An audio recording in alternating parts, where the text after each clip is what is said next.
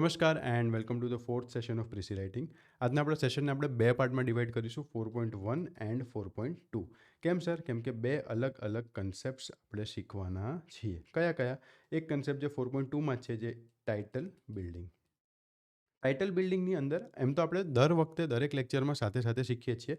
બીજા સ્ટુડન્ટ્સ કરતાં તો સારા ટાઇટલ આપણે ઓલરેડી લખતા થઈ ગયા છે. જેમ કે મેઇન રૂલ છે, કોઈ પણ પેરેગ્રાફ જુઓ, પેરેગ્રાફની અંદર એનો ઇન્ટેન્ટ હોય, એ ઇન્ટેન્ટ તમે કીવર્ડમાં લખી દો બાજુમાં કે આ પેરેગ્રાફ કહેવા શું માંગે છે. હમણાં આપણે પ્રેક્ટિસ કરી લઈએ. છેલ્લે તમારી પાસે જ્યારે 3-4 પેરેગ્રાફની બાજુમાં આવી રીતના 2-3-4 કીવર્ડ્સ હશે, તમારે એના પરથી જ તમારા ટાઇટલ્સ બનાવવાના. સિમ્પલ. હવે આ ટાઇટલ તમારું બની જાય પછી આપણે ચેક કરવાનું કે કદાચ આ પેરેગ્રાફ ના હોય અને આ ટાઇટલ એકલું હોય તો શું ખબર પડે મને કે આ પેરેગ્રાફ શું કહેવા માગતું હશે? કે આ જ ટાઇટલ હું પાછું લખવાની ટ્રાય કરું તો શું આ પેરેગ્રાફની અંદર જે કન્સેપ્ટની વાતો થઈ છે એની જ વાતો થઈ હશે? એનો મતલબ કે તમારું ટાઇટલ સાચું છે. કદાચ આપણે ટાઇટલને કાઢી નાખીએ અને પેરેગ્રાફ એમનેમ જે મેં લખ્યો છે એ રીડ કરીએ, તો શું હું પાછું કહી શકું કે આ ટાઇટલ જ આના માટે બેસ્ટ છે? બેઉ બાજુથી આપણે જોવાનું. બરાબર કે ઓકે, આની અંદર પેરેગ્રાફ રીડ કરો, આની અંદર આ 4 કન્સેપ્ટની વાત થઈ છે, શું મારું ટાઇટલ જે મેં લખ્યું તે 4 કન્સેપ્ટને સમાવેશ કરે છે કે નથી કરતું? આ રિવર્સ એન્જિનિયરિંગ થઈ ગયું તમારું. બરાબર, આટલું તો આપણે શીખ્યા છીએ. પણ સર, નવા વર્ડ્સ મારે શીખવા છે, મને નથી આવડતા, નવા વર્ડ્સ મને યાદ નથી રહેતા, તો એ બધી વસ્તુ આપણે આજના સેશનમાં જોવાનું છે. ઘણું બધું જોવાનું છે. બાકી એક્ટિવિટીઝ તો તમારા માટે આમાં છે જ. ટાઇટલ બિલ્ડિંગ કરતાં આપણે શીખીશું, એની એક્ટિવિટીઝ તમને આમાં આપીશ, એ એક્ટિવિટીઝ તમારે જાતે કરવાની છે. સિમ્પલ આટલી વસ્તુ. ટાઇટલ બિલ્ડિંગ કઈ રીતના કરવાનું આપણે અત્યારે જોઈ લઈએ. જેમ કે સર, વર્ડ્સ નવા છે તો નવા વર્ડ્સ તમને અહીંયા બતાવું. આવા બધા વર્ડ્સ તમને જોવા મળશે, જેમ કે બૂન, એસેટ, વર્ચ્યુ. આ બધા તમને સેમ વર્ડ છે. ગુડ સાઇડ આપણે લખવું હોય કે ભાઈ પેરેગ્રાફની બાજુમાં આપણે લખીએ પોઝિટિવ છે આ પેરેગ્રાફ, બરાબર. બેડ સાઇડ આ નેગેટિવ છે, તેની જગ્યાએ આવું બધી વસ્તુઓ લખી શકું. ચેલેન્જીસ, હર્ડલ્સ, પડકારો, અવરોધો. ગુજરાતી અને ઇંગ્લિશ બંને પ્રીસીમાં તમને કામ લાગશે, બરાબર. પછી આવી તમને અલગ અલગ પ્રેક્ટિસીસ મળશે. જેમ કે કેઝ્યુઅલમાંથી એડમિનિસ્ટ્રેટિવ, આપણે એડમિનિસ્ટ્રેટિવ ટોનમાં આપણે લખીએ છીએ, બરાબર, પીએસઆઈ માટે. તો શું આપણે લખી શકીએ છીએ કેઝ્યુઅલની જગ્યાએ? જેમ કે good and bad things about mobile phones. આવું અત્યારે તમે ટાઇટલ લખો છો, એની જગ્યાએ મારે તમને બતાવવું છે કે શું લખી શકું હું. તો કે ભાઈ mobile phones benefits and challenges આ એક્ઝામમાં લખશે ભાઈ. હવે આ સર કેવી રીતના ખબર પડે? મેક્સિમમ રીડિંગ કરવાથી. આ ટાસ્ક તમને કેમ હેલ્પ કરશે? તમને એક બેઝિક ફંડામેન્ટલ સમજાવવાની પાછળનું. જ્યારે બી હું કોઈ વસ્તુ શીખું છું તો એ મેં આગળ અઢળક પ્રેક્ટિસ કરી હશે તો એનું રિઝલ્ટ સારું આવશે. સિમ્પલ. આટલું તો તમે માનો. તો ટાઇટલ બિલ્ડિંગ મારે શીખવું છે તો મારું અત્યાર સુધીનું એટલું વાંચન હોવું જોઈએ, યા તો મેં એટલા ટાઇટલ્સ બનાવેલા હોવા જોઈએ, યા તો મેં એટલું બધું વાંચ્યું છે કે મને ખબર પડે કે આની આગળ મેં 150 ફકરા એવા વાંચેલા છે જેનું ટાઇટલ બી મેં જોયું છે સાથે. તો હવે મને મારા માઇન્ડમાં ઉતરી ગયું કે આવો ફકરો એટલે આવું ટાઇટલ, બરાબર. એ તો પ્રેક્ટિસ આપણે કરી નથી. તો હું એની જગ્યાએ તમને 50, 60, 70, મેક્સિમમ 100 આટલા ટાઇટલ્સ હું તમને વંચાઈ દઉં તો તમારી એ પ્રેક્ટિસ તો થઈ ગઈ ને. થોડુંક આપણે હેક કર્યું છે, થોડુંક અલગ રીતે કરીએ છીએ કે ચલો આવું આપણે લખતા હતા, અહીંયા સુધી તમે પહોંચી ગયા છો, હવે ત્યાંથી મારે તમને અહીંયા લઈ જવા છે, તો એને વાંચો. એ જ પ્રેક્ટિસ જેની પહેલાંના 5 વર્ષની પ્રેક્ટિસ હતી આપણે અત્યારે અડધો કલાકમાં કરીએ, ટ્રાય કરીએ છીએ, બરાબર. કે એટલીસ્ટ આનાથી તો સારું લખું. હું એમ કહેતો જ નથી કે આખી પીડીએફ ગોખી લેજો, આખા બધા શબ્દો ગોખી લેજો, હું કહેતો જ નથી. એવું તો ઘણું બધું એમાં છે જે મને બી બધું યાદ ના રહેતો, બનાવીએ બધું કરીએ એટલે બધા શબ્દો યાદ રાખવા બી અઘરું છે, એટલે નહીં જ તમને યાદ રહે, બરાબર. પણ હું એવું કહું છું કે કદાચ આને તમે રીડ કરશો તો તમે ઘણું બધું અલગ અલગ શીખશો. જેમ કે અહીંયા એન્વાયરમેન્ટલ પેરેગ્રાફ છે, તો પેરેગ્રાફમાંથી તમને ડોમેન શું છે, એન્વાયરમેન્ટ, ઇન્ટેન્ટ શું કહેવા માંગે છે, તો ભાઈ એક્શન રિઝલ્ટ, કોઝ ઇફેક્ટની વાત થાય છે, તો ટાઇટલ તમે આવું કંઈક લખી શકો છો. Deforestation, the genesis of ecological catastrophe. Sir હવે હા મને નહોતી ખબર, બસ એ જ રીડ કરીને આપણે શીખવાનું છે, બરાબર. અત્યારે આપણને એન્વાયરમેન્ટ સુધી જ આપણે પહોંચતા હતા. ક્લિયર. ઇન્ટેન્ટ અહીંયા ઇમ્પોર્ટન્સ વર્સિસ ચેલેન્જીસ આવું આપણે જોઈએ છીએ, બરાબર. આટલું આપણને ખબર પડે. ઇકોનોમી, ઇમ્પોર્ટન્સ એન્ડ ચેલેન્જીસ, આટલું તમને અત્યારે તમારું ટાઇટલ છે. એની જગ્યાએ અહીંયા કંઈક સ્મોલ સ્કેલ ઇન્ડસ્ટ્રીની વાત થઈ છે, ચલો એ તો તમે લખી દેશો.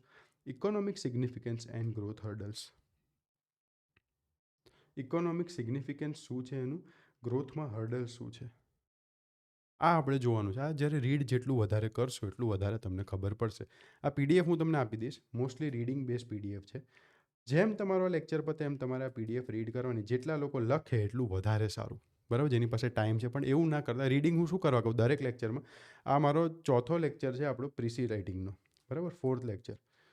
ગાંડો થઈ ગયો, મને એમ કહેશે તું ગાંડો થઈ ગયો છે. કેમ કે 4 લેક્ચર તું આટલો ટાઈમ તું વેસ્ટ કરે છે પ્રીસી રાઇટિંગ પાછળ. અત્યાર સુધીમાં તો હું મારું રીડિંગ કોમ્પ્રિહેન્શન પતાવી દઉં, 40 માર્ક મારું થઈ ગયું, ટ્રાન્સલેશન બી પતી ગયું, 50 માર્કનું તો મેં પતાવી દીધું હોત અત્યાર સુધી, બરાબર. બટ ના, પ્રીસી રાઇટિંગ અગર તમે આના 6 લેક્ચર હું આપું છું, 6 લેક્ચર તમે જોશો, ડેફિનેટલી તમારા 3 માર્ક તો વધશે તમે જ્યાં હતા ત્યાંથી, બરાબર. એકમાં એટલે ઇંગ્લિશમાં, એવી જ રીતના ગુજરાતીમાં તમે અહીંયા કદાચ 6 માર્ક તમારા વધારે આવે છે, ક્યાં પહોંચી ગયું. ઘણા લોકો એમ કહે છે સર 23 માર્ક છે, 26 માર્ક છે. આ લોકો માટે તો આ વરદાન જેવું થઈ જવાનું છે કે મારે આ બધાને મારે છે ને ધક્કો મારીને મારે 55 લઈ આવવા છે, 60 લઈ આવવા છે. કેમ ના આવે 60 ઉપર માર્ક્સ? તો ઝીણી ઝીણી વસ્તુ તમે જ્યારે લખીને મને મોકલો છો ને ત્યારે મને હવે ખુશી મળે છે કે યસ, હવે સમજાય છે માઇક્રો ટાસ્કનું મહત્ત્વ તમને, કે એક લેક્ચર પછી એનો ટાસ્ક અને કેમ આવું માઇક્રો લેવલ પર સર આપે છે. આખું પ્રીસી હું આપી જ દઉં, આખું પ્રીસી આપણે કરીએ જ છીએ ને આ ક્વેશ્ચનમાં. આની પહેલાંનો આ લેક્ચરનું પીડીએફ છે આપણી આખું પ્રીસી આપણે કરતા હતા. બટ શું આ તમે અત્યારે લખી શકશો? અત્યારે આપણે આ જ વાળો પ્રીસી રીડ કરીશું, તમે ડરી જશો. અને જેટલા મારી સાથે જોડાયેલા છોકરા છે એ લોકો હવે ડર્યા વગર લખતા થઈ ગયા છે, બરાબર. આ ડરને કાઢવા માટે થઈને જ આ લાંબી વસ્તુઓ, લાંબા લેક્ચર્સ, લાંબા ટાસ્ક એ બધું હું આપું છું, કેમ કે માર્ક્સ જોઈએ છે. જેટલા લોકોને ભણવું છે, જે લોકોને એક્ઝામ ક્લિયર કરવી છે, એ લોકો આ ટાસ્ક કરે છે અને રિવ્યૂઝ બી મોકલે છે કે યસ સર, હવે પેન તો ઉપડે છે પણ કોન્ફિડન્સ બી આવે છે. ડન. તો પ્લીઝ, હવે જે લોકોને એવું હોય કે સર આટલું બધું નથી થતું, એ લોકો માટે જ્યારે પ્રીસીના બધા લેક્ચર પતી જશે, એક આપણે રિવિઝન લેક્ચર પ્રીસીનું જ ખાલી મૂકીશું, એ ખાલી જોઈ લેજો ભાઈ, બરાબર. તો એ લોકોને બી તમને એની સાંત્વના એટલું તમને સંતુષ્ટિ મળી જશે કે યસ, પેડ કોર્સની અંદર બી રિવિઝન લેક્ચર બી અગર જોઉં છું ને તો એટલું બી મને ક્યાંય બીજે અવેલેબલ નથી. એની હું ગેરંટી બી આપું છું. તમને બી ખબર છે કે ફ્રીમાં જ આટલું બધું સર આ બધું આપણે કરીએ છીએ, કામની વસ્તુ કરીએ છીએ, તો આ રિવિઝન લેક્ચરની અંદર પણ પ્રીસી તમારું ઇઝીલી થઈ જશે. બટ જેને સાવ નથી ફાવતું અને જે લોકોને માર્ક્સ વધારવા છે, એકચ્યુઅલમાં ઇમ્પ્રૂવ કરવા છે, એ લોકોએ આ બધું જોવાનું અને કામ કરવાનું. અને તમે લોકો મોકલો બી છો, સો વેલ એન્ડ ગુડ. ચલો, પહેલાં આપણે આ ટાઇટલ ઉપર કામ કરવાનું છે. બીજું 4.1ની અંદર આપણે જોવાનું છે બેઝિક કોઈ રૂલ્સ જે છે એ રૂલ્સ આપણે કરી લેવાના, બરાબર. તો આટલી વસ્તુ આપણે અત્યારે કરવાની છે. બધું રીડ કરવાનું છે, બને ત્યાં સુધી લખીને મોકલી જ દેવાનું તરત, કે લખી જ દીધું સર, બરાબર. પછી પર ટાસ્ક જવા જ ન દેતા. હવે આપણે જે અત્યાર સુધી આપણે જે રૂલ્સ શીખ્યા એ જોઈને કદાચ આપણે ટાઇટલ્સ બનાવવાની ટ્રાય કરીએ તો શું હોઈ શકે જોઈએ. ચલો, આ તમારો લાસ્ટ પીએસઆઈનો ક્વેશ્ચન છે. સિમ્પલ છે, આનું ટાઇટલ આપણે ઘણીવાર બનાવેલું છે. ચલો ડન. રીડ કરીએ તો બી, અને એ જોઈએ કે ટાઇટલ આખું ફ્રેમવર્ક કઈ રીતના બેસે. તમે જોશો ને, એક તમને બેઝિક ફ્રેમવર્ક શીખડાવું. કોઈ બી પ્રીસી હોય, કોઈ બી પેરેગ્રાફ લખ્યો હોય ને, એ કેવી રીતના ફિટ થાય ખબર? તમે પેલું લાકડાની ઢીંગલીઓ આવતી, નાના છોકરા રમતા, એકની અંદર એક ફિટ થઈ જાય. પહેલાં આમ એક મોટી ઢીંગલી હોય, પછી એક નાની ઢીંગલી હોય. આનું ઢાંકણું તમે ખોલો ને એટલે એની અંદરથી આ નીકળે, આનું ઢાંકણું ખોલો ને એની અંદરથી આ નીકળે, આનું ઢાંકણું ખોલો ને એની અંદરથી આ નીકળે. આવું જ કંઈક પેરેગ્રાફ બી તમારા આવા જ હોય. કેવી રીતના તમને બતાવું. ચલો, આપણે એક એક ઢાંકણા જોવાના કે ઢાંકણું કયું છે. અગર પહેલો જ પેરેગ્રાફ આનો રીડ કરીએ તો મારી સાથે સાથે રીડ બી કરજો. અને આ આપણે પેરેગ્રાફ રીડ કરીને ઇઝી બનાવી દીધા છે આગળના 3 લેક્ચર્સમાં, એટલે આપણા માટે આ ટફ નથી. બટ તો બી એકવાર રીડ કરીએ. Technology has revolutionised nearly every aspect of human life and education is no exception. Technology and education, આની વાત થાય છે. સર પહેલી વાર જ્યારે રીડ કરું ત્યારે કેવી રીતે ખબર પડશે? ચલો આગળ રીડ કરીએ. The integration of digital tools in classrooms has transformed traditional teaching methods, making learning more interactive and accessible. હવે પેલી ઢીંગલીવાળી વાત યાદ કરો. ઇન્ટિગ્રેશન ઓફ ડિજિટલ ટૂલ્સ, આ શું છે? સર આ ટેકનોલોજીવાળો જે મોટો ઢીંગલો હતો ને, એનું જ એક નાનો ઢીંગલો છે અંદરનો. છે તો ટેકનોલોજી જ ને. આ ઇન્ટિગ્રેશન ઓફ ડિજિટલ ટૂલ્સ છે તો ટેકનોલોજી જ ને. ક્યાં? તો કે ભાઈ ક્લાસરૂમ્સમાં, traditional teaching method, learning, interactive આ શું છે? આ બધું એજ્યુકેશન છે. એજ્યુકેશનનો મોટો ઢીંગલો, એની અંદર આ બધા નાના ઢીંગલા પેક થઈ ગયા. ખ્યાલ આવે છે શું કહું છું? એકદમ એક્ઝામ્પલ્સ તમે લઈ લો તો એની અંદર ફિટ થાય. તમારે એ જ જોવાનું કે આનું ડાયરેક્શન ક્યાં છે. With the advent of e-learning platforms, students can now access knowledge from anywhere, breaking geographical barriers and democratizing education. E-learning platform શું છે? Technology. Students can now access knowledge શું છે? એજ્યુકેશન, બરાબર. ટેકનોલોજી એજ્યુકેશનમાં આવ્યું એના પછી આટલા બધા ફાયદા થયા. ફાયદાઓ જે છે તમારી સામે, બરાબર, બેનિફિટ્સ જે છે એ બધા એક્ઝામ્પલ્સ ઓફ બેનિફિટ્સ થઈ ગયા, બરાબર. એટલે મને એટલી ખબર પડી સર આમાંથી કીવર્ડ મારે બહાર કાઢવા હોય તો ટેકનોલોજી એજ્યુકેશન. હવે તો તમે કહેશો ને, હવે તો આ ખબર પડી ગયા every aspect of human life આ બધું લખવાની જરૂર નથી. આ ખાલી ફિલર્સ છે. ફિલર્સ કેવી રીતના ડિલીટ કરવું આપણે આના આગળના સેશનમાં શીખ્યા છીએ. Simple. One of the most significant contributions of technology to education is personalise learning. શેની વાત થાય છે? અગેન છે તો આપણું પેલું મેઇન ઢીંગલું તો ઉપર જ છે, ટેકનોલોજી એન્ડ એજ્યુકેશન. પણ આમાં એની વાત થાય છે કોન્ટ્રીબ્યુશન. શેની વાત થાય છે? કોન્ટ્રીબ્યુશન. તમારા માટે કર્સિવ લખવાની ટ્રાય કરું કે ના લખું, બટ તો બી કર્સિવ લખાઈ જાય છે. બરાબર, સોરી. તમે ભાઈ દર વખતે મને કહો છો કે સર વંચાતું નથી. ડન. ચલો, કોન્ટ્રીબ્યુશનની વાત થાય છે. Unlike traditional classrooms where teaching follows a uniform pace, digital platforms allow students to learn at their own speed. હજી એ જ વાત થાય છે. Traditional classrooms education teaching traditional ક્લાસરૂમમાં ટીચિંગ કઈ રીતના ફોલો થતી હોય? યુનિફોર્મ પેસ ઉપર. યુનિફોર્મ એટલે એક જ જેટલી, એક સિમિલર પેસ ઉપર. Digital platforms allow students to learn at their own speed. જે ટ્રેડિશનલ ક્લાસ હતા, આપણે જે સ્કૂલમાં ભણતા હતા, ત્યાં ભાઈ હું જે સ્પીડમાં ભણું છું તારે બે જ સ્પીડમાં ભણવું પડે. અહીંયા ડિજિટલ પ્લેટફોર્મ્સ અત્યારે તમે 1.5x કરી નાખો છો, એ જ વાત છે. Interactive apps and artificial intelligence base tutoring system. આ શું છે? Interactive apps and artificial intelligence base tutoring system. Sir technology. બરાબર. Assess a learner strength and weaknesses, providing tailored content for better understanding. Simple. એજ્યુકેશનમાં કઈ રીતના help કરે છે? This individualized approach ensures that student grasp concept thoroughly before progressing. Simple. આ જ વસ્તુ છે. આ એક્ઝામ્પલ જ છે કઈ રીતના બેનિફિટ્સ આપે છે. એક્ઝામ્પલ્સ ખ્યાલ આવે એકદમ. હવે કદાચ જોઈએ ને, અને આપણે એસેવાળા પહેલાં ફોર્મેટથી પહેલાં લેક્ચરનો એસેનો જો એક લેક્ચર આપણે કર્યો એનું અગર લિંક કરીએ, અહીંયા રિવાઇઝ કરીએ, તો આ શું થઈ ગયું કે ભાઈ એક ડાયમેન્શન પકડ્યું ઇન્ડિવિજ્યુઅલ ઉપર કઈ રીતના આ બધું ટેકનોલોજી હેલ્પ કરે છે. બરાબર. અહીંયા તમે જુઓ, યુનિફોર્મ સ્ટુડન્ટ પોતાની પેસ ઉપર ઇન્ડિવિજ્યુઅલ આવી રીતના કરી શકે છે. ઇન્ડિવિજ્યુઅલ લર્નર સ્ટ્રેન્થ અને વીકનેસીસ જોઈ શકે છે. Individual learner better understanding tailored content તો ઇન્ડિવિજ્યુઅલ માટે જ હોય ને. આ થઈ ગયું ઇન્ડિવિજ્યુઅલાઇઝ અપ્રોચ. ખ્યાલ આવે છે? હવે લિંક કરો છો તમે, પેરેગ્રાફ્સ કેવી રીતના બિલ્ડ થાય, તમે બી આવી રીતના બનાવતા થઈ ગયા. ફર્ધર મોર, હવે તમે ક્વેશ્ચન બનાવતા થઈ જશો. તમે જોજો આપણા લેક્ચર્સ પતશે ને એટલે તમે કહેશો કે સર હું ક્વેશ્ચન જોઈને તોડી દઉં, તમારી સામે કહી દઉં કે આટલું જ છે સર, તો હું બનાવીને આપું, તમે કહેતા હો તો 5 question. Further more, online education has expanded opportunities for individuals who may not have access to conventional schooling. Distance learning courses and virtual classrooms enable working professionals, homemakers and students in remote areas to continue their education. હવે જે આપણે પહેલા લેક્ચરમાં એસએના સેશનમાં હું શીખ્યા હતા 5W+H, એ હુંનું અલગ અલગ સ્ટેક હોલ્ડર્સ છે. કોણ કોણ છે? તો કે ભાઈ સોરી, જેની પાસે એક્સેસ નથી કન્વેન્શનલ સ્કૂલિંગનું, જે લોકો વર્કિંગ પ્રોફેશનલ્સ છે, જે લોકો હોમ મેકર્સ છે, જે લોકો સ્ટુડન્ટ્સ છે, રિમોટ એરિયાઝ એટલે ગામડાઓમાં દૂર, બરાબર, એ લોકો માટે. એડિશનલી આ જો હજી એક વસ્તુ સાથે ફર્ધર મોર જ્યારે છે, આપણું સેશન 3માં જ આપણે કર્યું કનેક્ટિંગ વર્ડ્સ. આ કનેક્ટિંગ વર્ડ્સ ફર્ધર મોર જ્યારે કહું છું, એનો મતલબ આની ઉપર જેની વાતો થઈ હશે ને એની જ વાતો નીચે થઈ હશે. ઇન્ડિવિજ્યુઅલાઇઝ અપ્રોચ અને બેનિફિટ્સની વાત થઈ છે, એટલે ઇન્ડિવિજ્યુઅલાઇઝ અપ્રોચમાં હજી ડીપ ડાઉન કરું છું હું.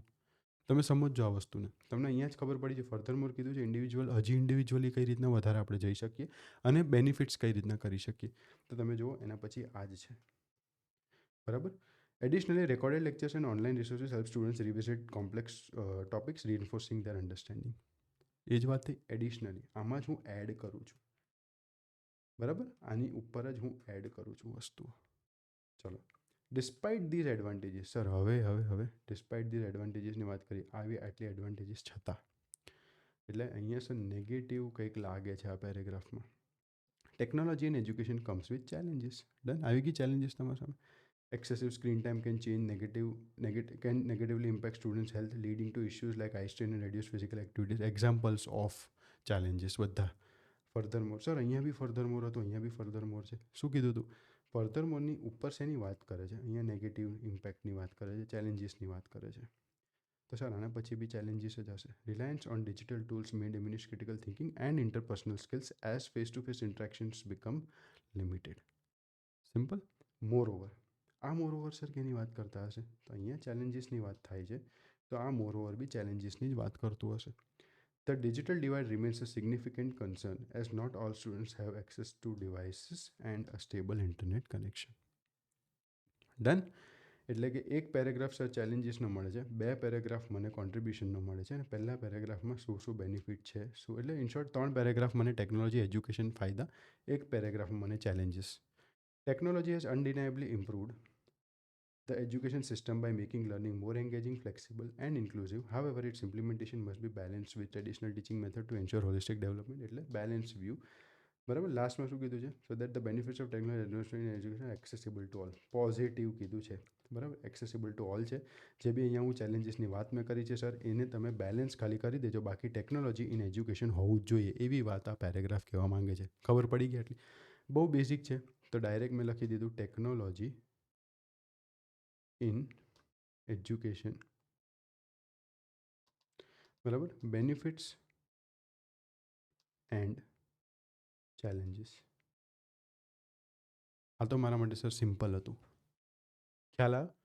હવે કદાચ જુઓ, રિવર્સ એન્જિનિયરિંગ કરીએ આપણે. આ જ વસ્તુ હું કહું છું, બેનિફિટ્સ એન્ડ ચેલેન્જીસ. આના ઉપર કદાચ હું પેરેગ્રાફ આ લખું છું તો તમને ખબર પડી જશે આમાં આના બેનિફિટ્સ અને ચેલેન્જીસ ટેકનોલોજી ઇન એજ્યુકેશન આના સિવાય વાત કરી છે કોઈ? નથી કરી. ખ્યાલ? એટલે હું કહું છું કે તમારે બોક્સની અંદર ફિટ કરવાનું. જે પેલું ઢીંગલાવાળી વાત કરી હતી ને, સૌથી મોટો ઢીંગલો કયો બનશે? તો સર ટાઇટલ. તમે જે ટાઇટલ લખો છો એ સૌથી મોટું પેલું હવે જે ઢીંગલું બને છે એની અંદર તમારી આ બધી વાત, આ બધા જેટલા તમે અહીંયા નાના નાના ઢીંગલા બનાવ્યા, એકની અંદર એકની અંદર એકની અંદર એકની અંદર, ને બધું આની અંદર ફિટ થવું જોઈએ. એનો મતલબ કે મારું ટાઇટલ એવું હોવું જોઈએ કે આની અંદર જેટલી બી વાતો કરવામાં આવી છે મારા ટાઇટલથી જ લોકોને ખબર પડી જાય કે ભાઈ ક્યાંક ને ક્યાંક બેનિફિટ્સની વાતો કરી છે, ટેકનોલોજીને એજ્યુકેશનમાં કઈ રીતના વાપરી શકાય એવી વાત કરી છે, કંઈક ચેલેન્જીસ બી વાત કરી છે. Done?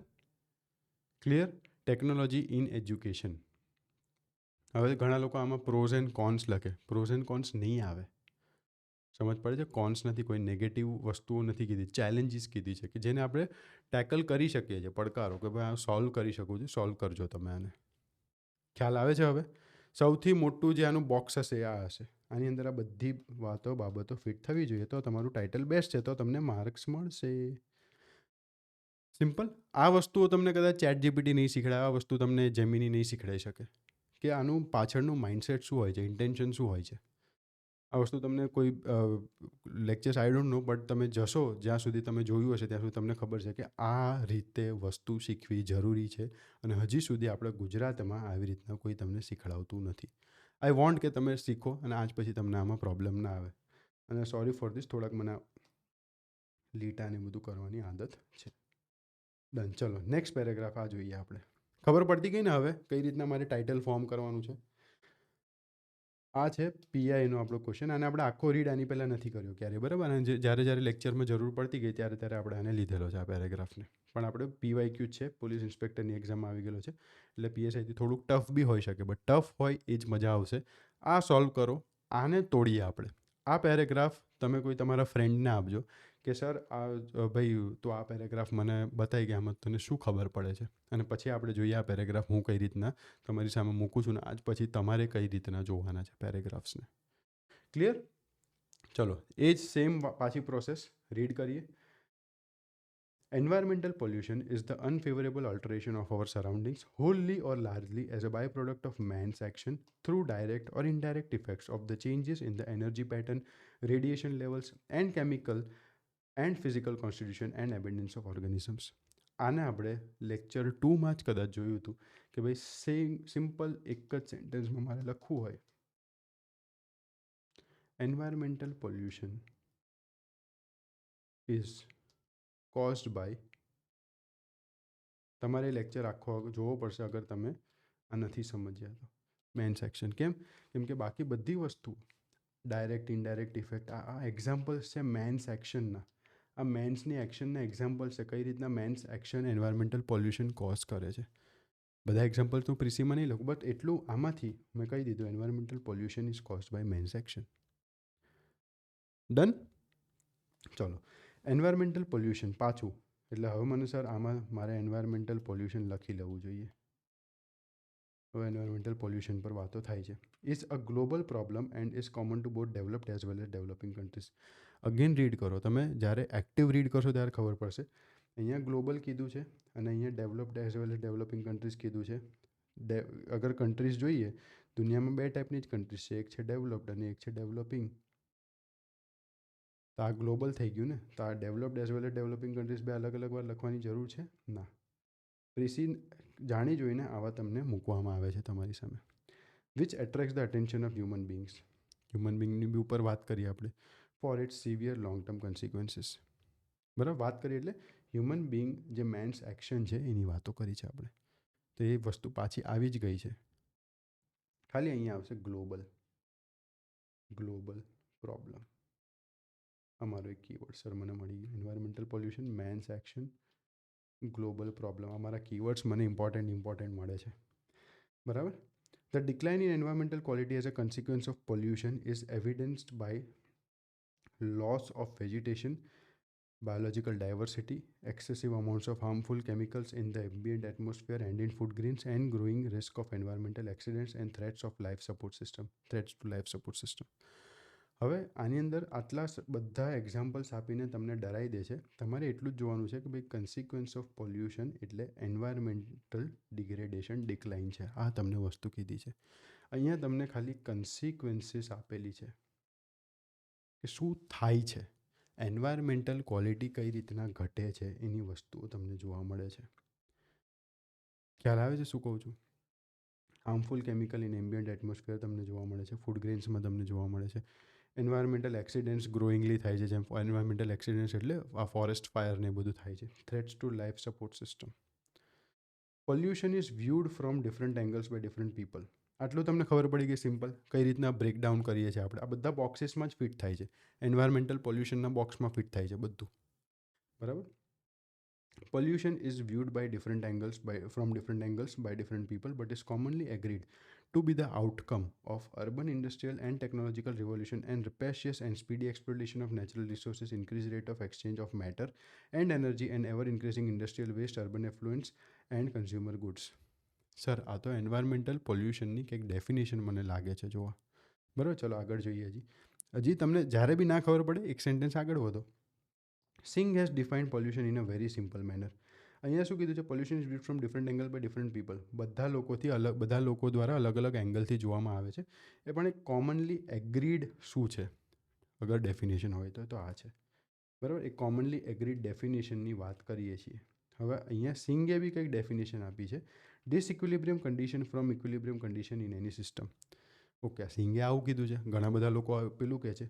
This definition may be applied to all types of pollution ranging from physical to economic, political, social and religious. આ ડેફિનેશન અગર દરેક ટાઈપ ઓફ પોલ્યુશનને અપ્લાય થાય છે તો મારી આ જે ડેફિનેશન છે એ બી આ જ હશે ને?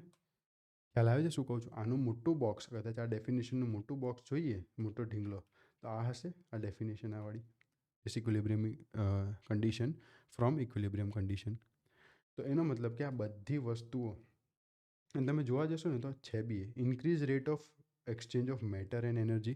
જે ઇક્વિલિબ્રિયમ કન્ડિશન હતી એમાંથી ડિસઇક્વિલિબ્રિયમમાં આવી ગયું. એવર ઇન્ક્રીઝિંગ ઇન્ડસ્ટ્રીયલ વેસ્ટ વધે છે. એટલે પહેલાં ઇક્વિલિબ્રિયમ કન્ડિશનમાં હતું, વેસ્ટ જતું હતું પણ એ ક્લીન થઈ જતું હતું. હવે એ ડિસઇક્વિલિબ્રિયમમાં આવી ગયું. ડિસઇક્વિલિબ્રિયમ એટલે કહી શકો, ઇક્વિલિબ્રિયમ એટલે બધું બેલેન્સ છે, બે વસ્તુ બેલેન્સ છે. ડિસઇક્વિલિબ્રિયમ એટલે એક વધી ગયું, એક ઘટી ગયું. ખ્યાલ આવે છે? તો આ બધી વસ્તુઓ કહેવા તો આ જ માંગે છે ને, જે સિંગે કીધું હોય. ખ્યાલ આવે? પાછી એ જ પ્રોસેસ વિચારો કે ભાઈ મોટો ડબ્બો કયો છે, મોટું ઢીંગલું કયું. તમારા મગજમાં એ ઢીંગલું જ આવી જવું જોઈએ. તમને બધા પાસે હશે જ. તમારા ઘરે નાનું છોકરું હોય તો તમે નાના હશો ત્યારે બી તમને લઈ આપ્યું હશે કે એક મોટું પેલું આવે, એની અંદર પેલા મુખવાસની ડબ્બી જેવું આવે, તમને ખબર. એને ખોલો એટલે એની અંદરથી પાછું નાનું નીકળે, એની અંદર પાછું નાનું નીકળે, એમ લાઇનસર તમે ગોઠવી દેશો. બરાબર, એવી જ રીતના કંઈક આ ચાલે છે. Over the past couple of, અને દરેક પ્રીસીમાં તો આ તમને જોવા મળશે જ. કેમ કે પ્રીસી લખવો જ છે તો એ તમને આપશે ડાયરેક્શન. પોતે પેરેગ્રાફ જ આપે, પોતે પ્રીસી બનાવવાવાળો બી ડાયરેક્શન આપશે કે યસ આ છે. અને જો તમે એને પકડી લીધું તો જ તમને માર્ક્સ મળવાનો છે.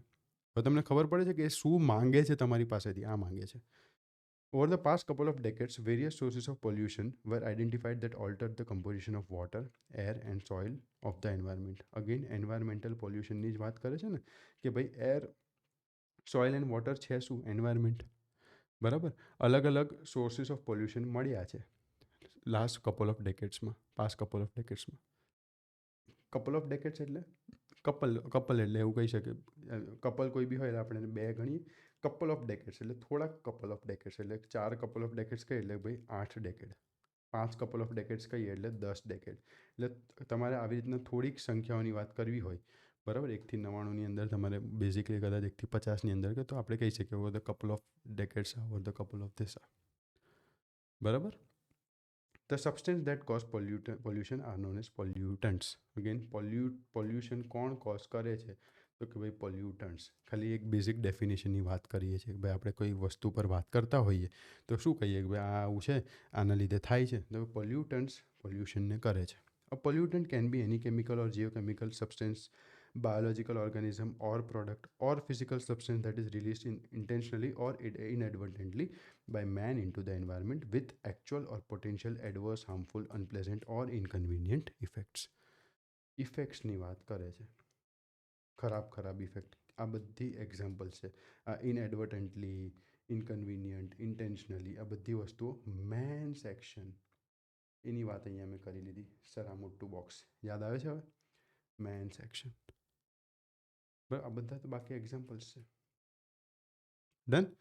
Such undesirable effects may be direct or indirect, being mediated via resource organisms or climate change. બરાબર. આ શું કહેવા માંગે છે? ક્લાઇમેટ ચેન્જ દ્વારા, કોઈ રિસોર્સ ઓર્ગેનિઝમ દ્વારા. ડાયરેક્ટ તો હોય જ શકે છે, આ બધી ઇફેક્ટ તમને ડાયરેક્ટ તો જોવા મળશે જ. બરાબર. પણ કદાચ તમે એમ કહેશો કે સર આવું તો ક્લાઇમેટ ચેન્જથી બી થાય છે. તો ક્લાઇમેટ ચેન્જ બી ઇનડાયરેક્ટલી થાય છે પોલ્યુટન્ટ્સના લીધે જ. અને પોલ્યુશન જે પોલ્યુટન્ટના લીધે થાય છે એ બિકોઝ ઓફ મેન્સ એક્શન. અને એટલે જ કહું છું કે દરેક ટાઈપનું જે પણ તમે અનડિઝાયરેબલ ઇફેક્ટ જોવો છો એટમોસ્ફિયરમાં, એન્વાયરમેન્ટમાં, that is caused by man's action. એને આપણે એન્વાયરમેન્ટલ પોલ્યુશન કહીએ છીએ. બધું એક જ બોક્સમાં ફિટ થાય છે. થોડુંક તમને ટફ લાગતું હશે બટ મેં ટ્રાય કરી છે બને એટલું ઇઝી બનાવી દો તમારા માટે. બરાબર. તો મારી માટે કેટલા કીવર્ડ છે sir? Environmental pollution, global problem છે, કન્સિક્વન્સીસ છે, આ ડેફિનેશન છે એટલે એન્વાયરમેન્ટલ પોલ્યુશન આવી ગયું. બરાબર. અને એના ઇફેક્ટ્સ છે, કોઝિસ છે, કઈ રીતના થાય છે. કોઝિસ આપણે લખ્યા છે, કોઝિસ આમાં આપ્યા છે.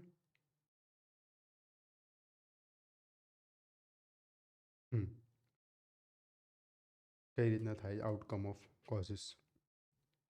સિમ્પલ કે શેનાથી થાય છે. એટલે આ બધી વસ્તુ આપણે આની આજુબાજુ, એન્વાયરમેન્ટની આજુબાજુ જે બી વસ્તુઓ હતી આપણે જોઈ લીધી. ચલો આપણે આને અલગથી લખીએ. એન્વાયરમેન્ટલ પોલ્યુશન, બરાબર, કોન્સિક્વન્સીસ, ગ્લોબલ પ્રોબ્લેમ છે, બરાબર. બીજું શું આપણે જોયું ઉપર? કોઝિસ, શેનાથી થાય છે. એટલે આ પોલ્યુટન્ટ્સથી થાય છે. ને કેવા કેવા પોલ્યુટન્ટ્સ છે, બધી વસ્તુઓ તમને મળે છે જોવા. ડન. આર્યુ દેટ કોઝ, અને આ બધા એના કોઝિસ છે. સિમ્પલ આટલી વસ્તુઓ મને અહીંયા જોવા મળે છે. હવે મારે આમાંથી ટાઇટલ સર બનાવવું છે, તો હું લખી દઉં એન્વાયરમેન્ટલ પોલ્યુશન.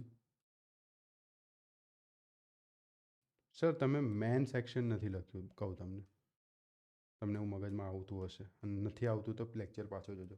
મેન્સ એક્શન શેનાથી થાય છે, એ મેન્સ એક્શન બી વન ઓફ ધ કોઝિસ. એટલે આપણે કોઝિસમાં એને લઈ લીધું, એટલે કોઝિસ હું લખું છું. બરાબર. એન્વાયરમેન્ટલ પોલ્યુશન, એના કોઝિસ, મેન્સ એક્શનમાં કોઝિસ આવી ગયા. એન્ડ ગ્લોબલ પ્રોબ્લેમ છે. એટલે કંઈક ને કંઈક કન્સિક્વન્સીસ, આ બેને આપણે એક જોડે મૂકી દઈએ. એન્ડ ગ્લોબલ, આવી રીતના લખજો પાછા, કોન્સિક્વન્સીસ.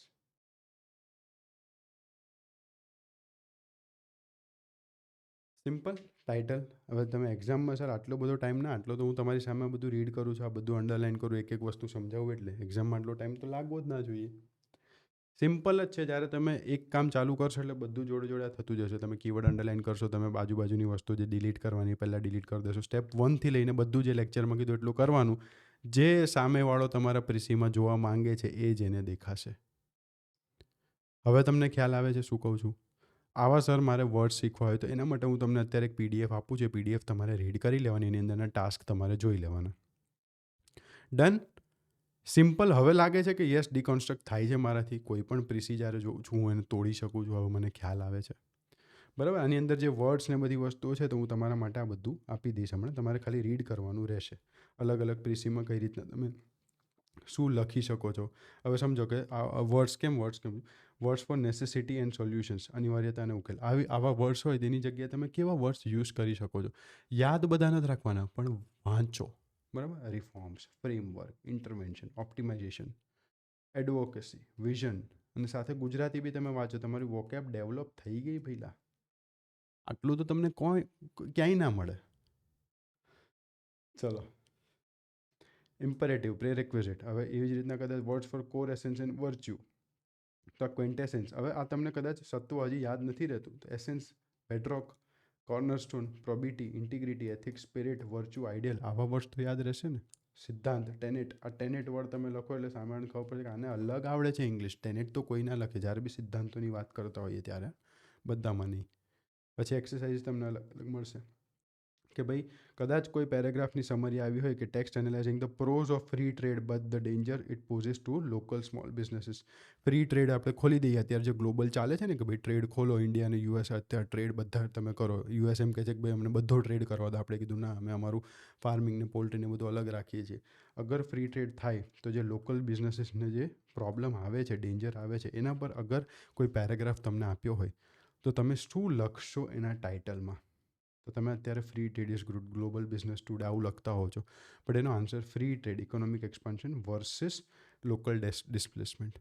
હવે આપણે VS લખતા હોઈએ, વર્સિસ એટલે આ તમને આજે ખબર પડશે. વર્સિસનું સ્પેલિંગ VERSUS હોય છે. બરાબર. તો આ વસ્તુ તમને ખબર પડવી જોઈએ. અને હવે તમે આવી રીતના લખી શકો. શોર્ટ ફોર્મ નથી લખવાનો આપણે. પ્રીસી રાઇટિંગમાં ટાઇટલમાં ક્યાંય બી આપણે શોર્ટ ફોર્મ્સ નહીં લખીએ. A text on why transparency is mandatory to stop corruption in government offices.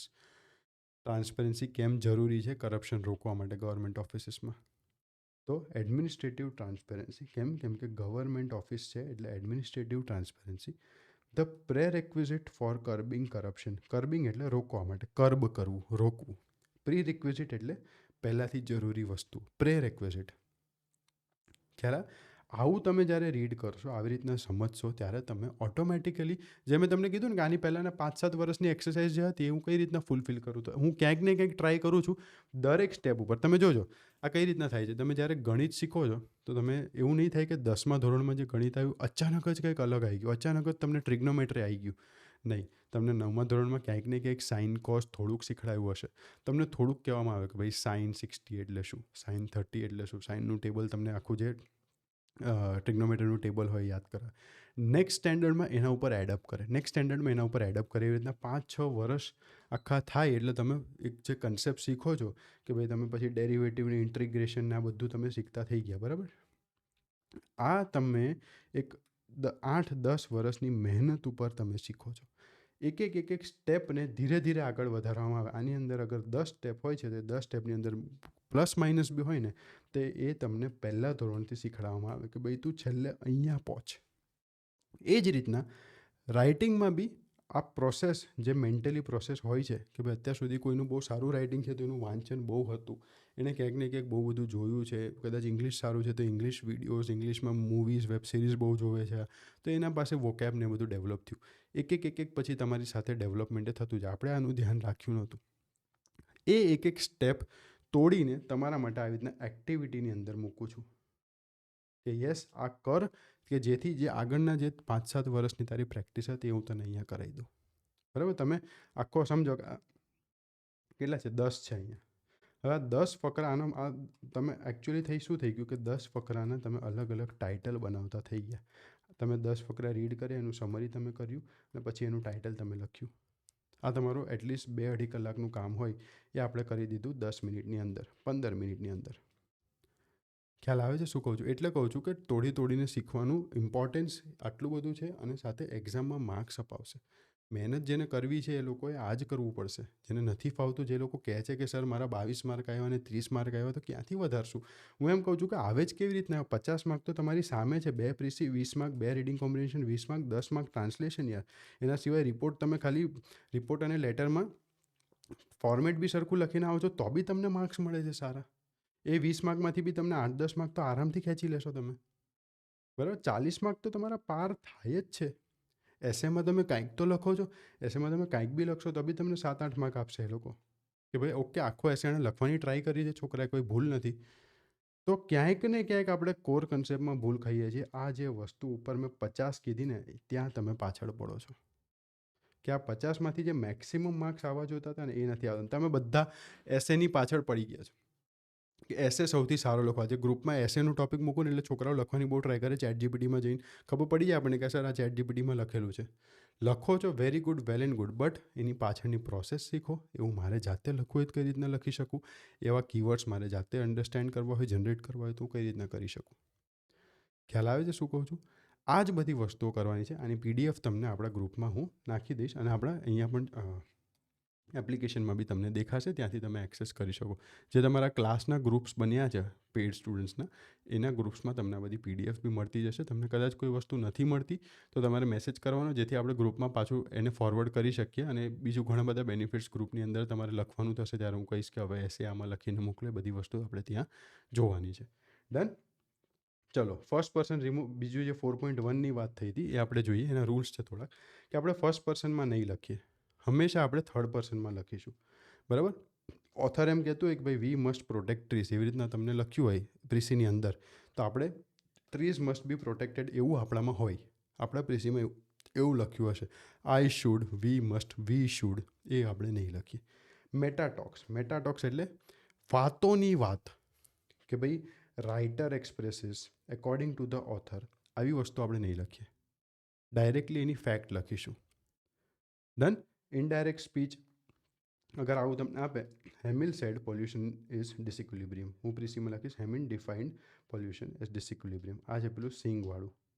બરાબર? એ જ એક્ઝામ્પલ સેમ મેં અહીંયા મૂકેલું છે. ખ્યાલ આવે છે શું કહું છું? સર એના કોઈ એક્ઝામ્પલ્સ તો આવી રીતના તમને એક્ઝામ્પલ્સ જોવા મળે કે આવું તમે લખી શકો.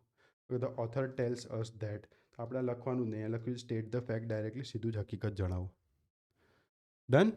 હવે આ તમારી માટે એક્સરસાઇઝ છે કે તમારે ખાલી આને રિમૂવ કરીને જોવાનું કે અગર મને આ સર એ જ વસ્તુ થઈ ગઈ ને, મેં તમને હમણાં કીધું હોય કે જે તમને સ્ટેપ કહું છું એ સ્ટેપ તમે છેલ્લા 4-5 વર્ષમાં તમારું જે ડેવલપમેન્ટ એ સ્ટેપનું કદાચ નથી થયું, એ આપણે અહીંયા કરી દઈએ એક દિવસમાં. બરાબર? પછી તમે પ્રીસી લખવાની ટ્રાય કરશો, ક્યાંક ને ક્યાંક તમને આનાથી સારું ફીલ થશે, લખતા ફાવશે, મેઇન તો માર્ક્સ મળશે. જે બી મેં આપણે અત્યારે વાત કરી, પેલી એક્ઝામ્પલ લીધું જે ડબ્બાની, કે ભાઈ ડબ્બાની અંદર ડબ્બો, ડબ્બાની અંદર ડબ્બો, જે ઢીંગલું, એ ઇન્ટેન્શનલી એવા પ્રીસી તમને આપવામાં આવે કે જેથી સામેવાળો માર્ક્સ આપશે ક્યાં.